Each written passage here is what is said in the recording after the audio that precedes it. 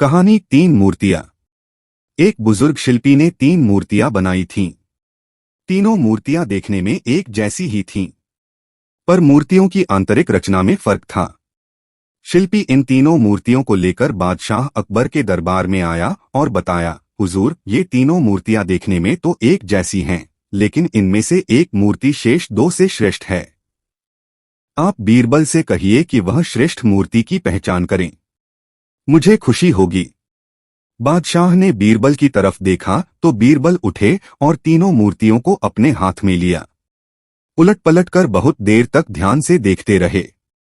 उन्हें मूर्तियों के कान और मुंह में बारीक बारीक छेद दिखाई दिए। बीरबल ने एक लंबा और पतला तार मंगाया। उन्होंने एक मूर्ति के कान में तार डाला। वह तार उस मूर्ति के मुंह में से बाहर आ गया। अब उन्होंने दूसरी मूर्ति के कान में तार डाला। वह उसके दूसरे कान से बाहर आ गया। बीरबल ने तीसरी मूर्ति के कान में तार डाला। वह तार सीधा मूर्ति के पेट में उतर गया। बीरबल ने इस मूर्ति को उठाकर कहा, तीनों में यह मूर्ति श्रेष्ठ है। शिल्पी ने पूछा, इसका कारण बताइए। बीरबल बोले, कल्पना करो कि मूर्ति राजा का मंत्री है और तार राज्य की गुप्त बात।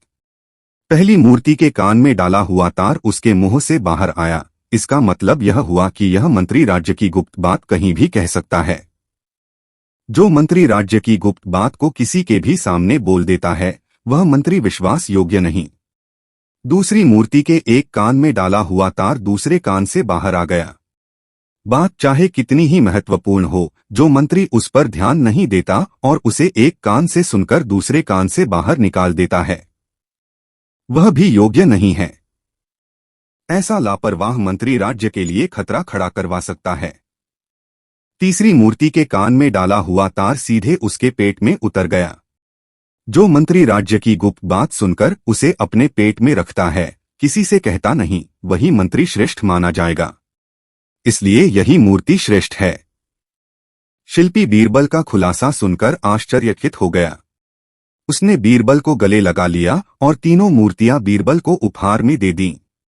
बीरबल का फैसला सुनकर बादशाह अकबर भी वाह वाह कर उठे। वीडियो अच्छी लगी है तो लाइक करें। ऐसी ही अन्य प्रेरणादायक हिंदी कहानी देखने के लिए हमारे चैनल को सब्सक्राइब करें।